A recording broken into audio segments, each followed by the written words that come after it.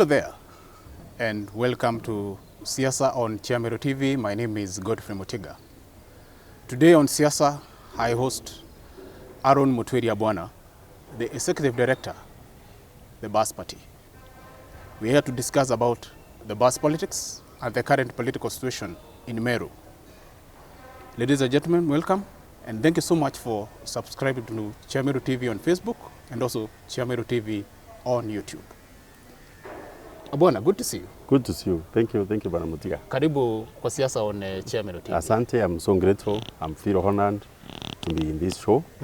And I congratulate you for making an impact through Meru. Yes. And I'm sure the members of public, they are appreciating and they are reaping the benefits of getting more information, getting more informed through your channel. All right.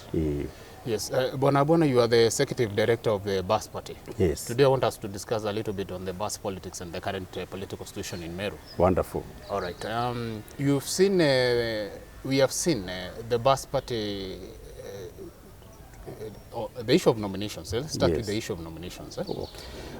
You have decided to do opinion polling rather than going to do primaries directly to the Mwananchi. Yes. How effective is opinion polling, and why did you decide to do this? Allow me to say that if you observe countrywide, all the political parties, and not only this election, all the elections, even myself from when I was a small child up to even when I became a voter, allow me to say that that nominations have always been an headache. Even today, look at the nominations. The other day I saw a very respected Kenyan and elder, Mr. Wilson Sosion, crying like a baby because of the aftermath. People like Caleb Kositani, people like Charles Keter. I want to say, well, things happen in the nomination. Sometimes it is infiltrated by the competitors, because you realize a political party is running alongside with other political parties, competing for the same, for the percentage of the electorate. And for that reason, sometimes some parties maybe actually might end up infiltrating and ensure they eliminate the strong candidates even during the nomination. Yes. There was something very good which was coming up through the registrar of political parties. Unfortunately, it was stopped by a court order, whereby the registrar of political parties, for example, was preparing a register for, let's say, Bas members, so that we come up with the elections register, just like the one of IMBC, which only the Bas members can vote. So if you come there, you come with the Bas card or your ID number, we look at the party, and nobody can be registered in two parties.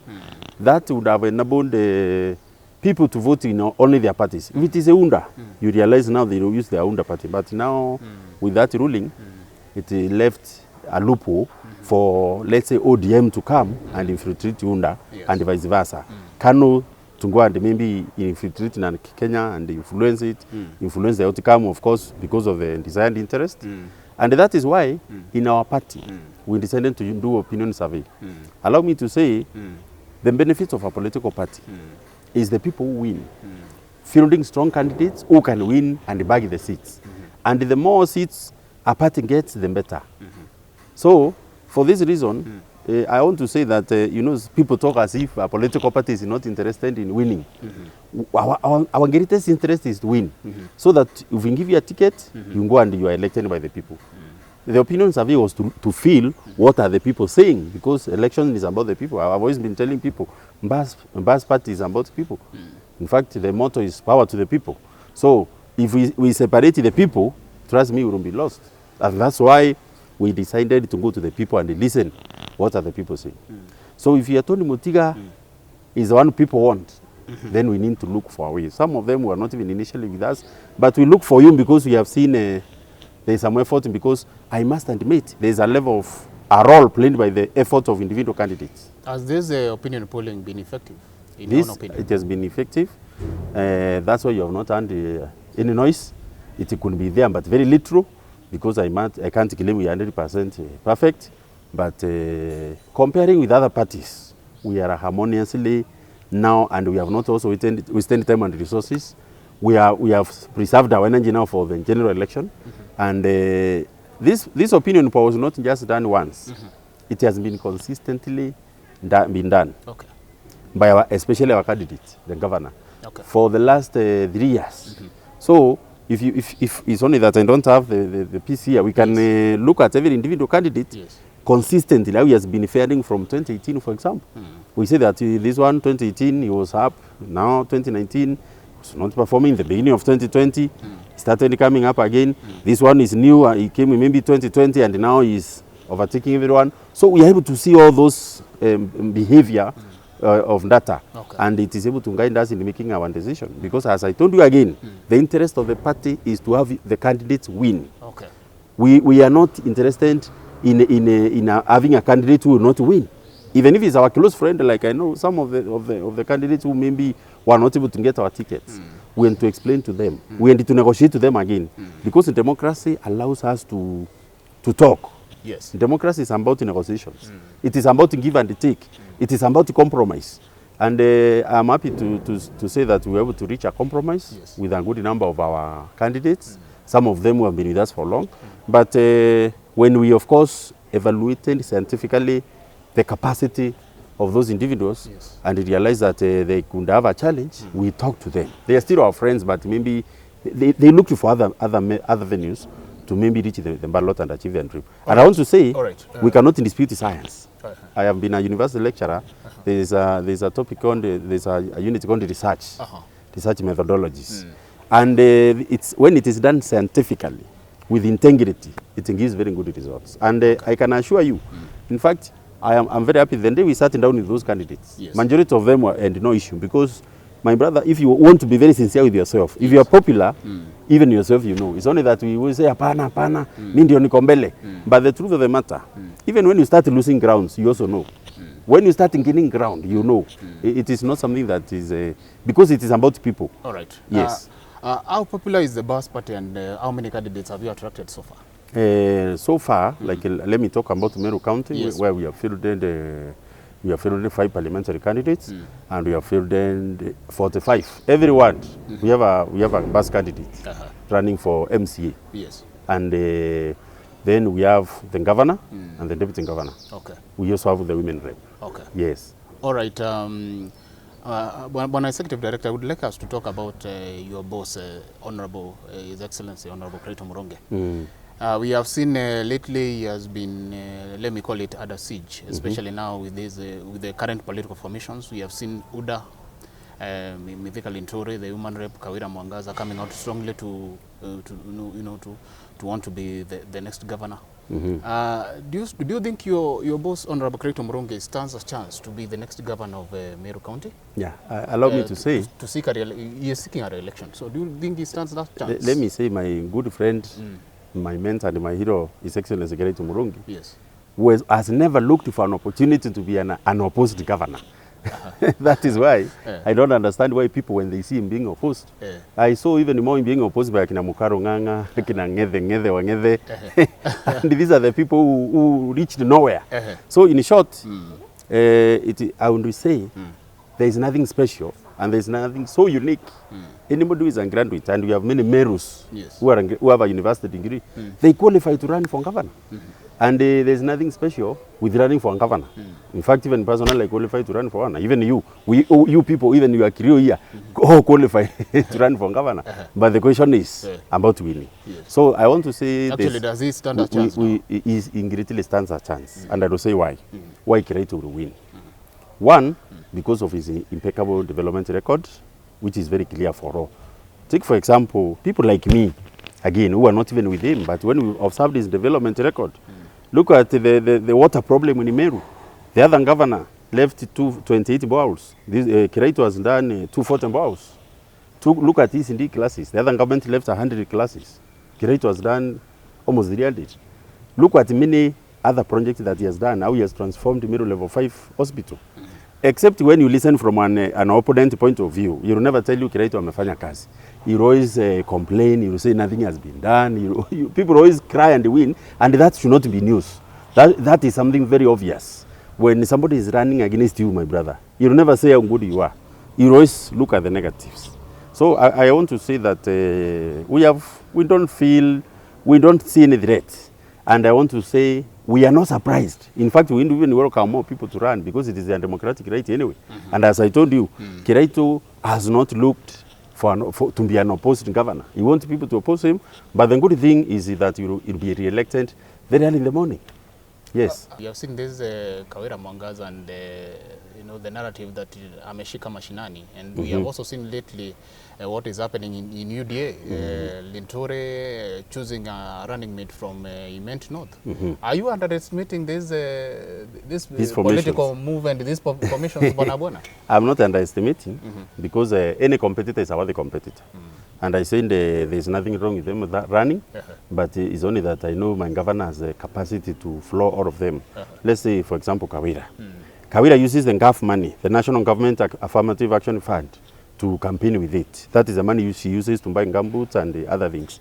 And apart from gumboots, apart from the few mattresses that she presents, and even she doesn't have any structure or a committee. She doesn't have even like now an AMC running allied to her. I can assure you that is a joker candidate. This is not a person you can refer to, because today when you win, if you want to be a governor, my brother, you need an assembly. Otherwise you will even be impeached. So you need to have MCs who are aligned to you. So, but the narrative about appealing to Mwananchi wa Kawaida.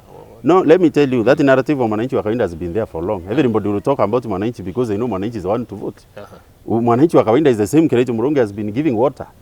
If we go to Igembe, for example, where I come from, if the other time we had very few wow, so you could see a queue which is from here to almost to Kinoru Stadium.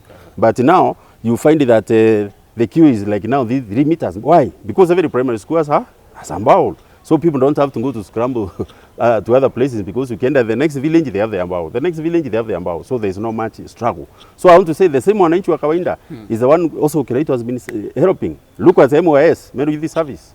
It is an iconic project. It's transforming lives of youths of this country. Look at our couple of projects. Our towns now are dust free. People are free to roast their maize, because like myself, I enjoy roast maize. And when I look at some environments, before even I buy roast maize or I park in my car to buy the roast maize, if the place looks dusty, I always don't stop to buy maize, because I can always imagine that maize must have absorbed that dust. But now with the cabros of Kiraitu, nitakula mahindi which is very clean, and I think the people roasting mahindi, they have an opportunity to be empowered. Why? He is creating an enabling environment. So that is one. Let me come to the other one. Yes. The other candidate. You have talked of how he named a running mate from North Imenti. And a lady for that matter. And a lady for that matter. Yeah. I have no problem with the lady. She's a very good lady. She's the chair of the Law Society of Kenya, and we are proud of her. Then he's also been working in partnership with this senatorial candidate. Is also from Imenti region. Yes. And remember, in Meru, we have 3 groups of 3 community groups, which we always, every governor, I want you to observe, they have always yearned to balance these 3. Yes. Igembe, Tigania, and Imenti. The first governor is Peter Munya. His deputy was from Igembe. Then the senator Kiraitu Murungi was from Imenti. Currently, Governor Kiraitu Murungi from Imenti, deputy governor is from Tigania, and the senator Linturi, who was now, they were working in partnership, from Igembe. I want to say it is a big blunder, and it is politics of exclusion to leave out an entire Tigania community. You're feeling that Tigania people have been left out? The Tigania people have been left out. Yes, because you can see the deputies from Imenti. Don't talk about North Imenti, otherwise I also talk of Igembe North. When you say North Imenti has got, what has Igembe North got? If we start talking of North, we also don't mention particular constituency. We talk of 3 formations, the three groups. Yes. And these 3, if you want to have fairness in Meru, or inclusivity of all Meru people, these 3 must reflect. And everything being done in Meru must reflect the 3 people groups, the 3 sub-tribes. It is not about being tribal. It is about being realistic, because even in the country, the constitution says it recognizes the diversity of the people of Kenya. So we cannot say that sisi ni wa Meru when it comes to marginalizing Tigania. How has the Kiraitu government recognized that diversity? Kiraitu government has already recognized that, even currently as in this election. Yes. Right now we are working with a senator from Igembe. He's called James Midhika. He's running for Senate. If you have seen our meetings, tumeenda naye round. We have gone round with James Midhika and Tongai. And if you listen to him even in the media, he's talking, because he is in partnership with us in the Bas party. And then we have a deputy from Tigania. Then we have Kiraitu himself from Imenti. So we must respect that arrangement. Okay. We don't want anybody to feel left out. Now, last night, I was in Meru TV for a Geshungikeshiasa show. And I listened to many people calling, especially from Tigania. Yes. And they were saying they have been left out. And they feel there's a conspiracy against Tigania, especially pursued by our good senator, Mithika. Because they say the same guy is the one who has been fighting Munya to remove him from power and he succeeded. And this time around now, he has again, they are called rainbow politics, where, you know, the rainbow jumps from one corner to the other and it jumps the middle row. Yes. So those are the kind of politics we don't want in Kenya, politics of exclusion. Secondly, there must be a consensus even within the community. Take, for example, the theory of that it's time for Igembe. But allow me to say there must be a consensus even within Igembe. Myself, I'm from Igembe. Nobody has consulted me about us ganging together to look for governorship. So there must be, first of all, a community consensus. Then that consensus should be extended to other Meru communities. Don't you think even you extend it to the Imenti and the Tigania because governorship is about the entire Meru. Don't you think also that part of Meru also deserves to have a governor this time round? Not only a governor. Can I tell you, can I say this very briefly? Yes. Igembe people deserve to have even the President of the Republic, not only the governor. We deserve great things. We deserve good things. I want to tell people who are talking of Igembe having a governor. Governor is Nikindogo, is an understatement. Igembe people are very intelligent, including myself. We have great sons and daughters of Igembe who qualify for anything, including the presidency, and they deserve, and they are not children of a lesser God. The only thing is that we don't want a person, an individual, to wake up from his house without consulting anybody, and because of his own interest. And allow me to say this. These are the people who have been talking to Kiraitu to join their formation of Kenya Kwanza. And they have always been pursuing that, hoping that Kiraitu will join them. And now that Kiraitu did not join them, he went the other way. It's now when they discovered that Muiru can now have a governor. So I'm wondering which is which. These guys have been telling us how good Kiraitu is. His government is well composed, it is performing. But all of a sudden, now that Kiraitu is not joining them in their faction, then you realize now Kiraitu becomes an enemy. But did he realize that... so there's an insincerity there. Did the governor realize that it's a bit slippery when he said you can vote for whoever you want for the president? Allow me to say this. Kenya is a democratic state. Yes. And because that he was saying that in the name of democracy. And he's not the first. Myself, 2017, I was campaigning for Governor Munya. And we had many people like supporters of Raila Amolo Odinga. They were 55,000. Allow me to say Kiraitu defeated Munya with 50,000. So I was talking to ODM people last election, as much as we were supporting Uhuru Kenyatta. And I was telling them, we say there's no circumcised vote. Every vote is a vote. There's no vote that is saved. There's no vote that is evil. There's no vote that is clean or dirty. And bishop and the drunkard drinking local liquor and lying on the trench, they are all the same. A professor and an illiterate, a vote is a vote. That's the terrible thing about democracy. So we were being realistic. We knew very well there are people of Meru in this country of ours who support Ruto. Where do we take them? These are voters, and they will vote for a governor. These are the people we were saying, because some of them are our friends anyway. And if they cannot vote for Raila Odinga, we are not going to slaughter them. We tell them, vote for the one we want. And in the government, it's very clear that I, myself, and my wife, Priscilla, will vote for Raila Amolo Odinga. But for you, if you cannot see what I'm seeing, you vote for the one you want. That is democracy, because after all, even if Kiraitu told them, you must vote for this, he is not going to come with a gun. And I know even if he will do only very few cases, he will not go to every polling station and force everyone. It's a secret ballot. So that is why we need to be very sincere and tell people that it is their democratic right. We showed them the way, yes. We said the way is Azimio. But now we don't have the capacity to force them. It is their unalienable right, God-given right, for them to vote for the side they want. That is why the governor made those remarks. All right. Your last message to the people of Meru, just in a nutshell. My message to the people of Meru is this. I would prefer and I would humbly request they look at the work done by His Excellency Kiraitu Murungi.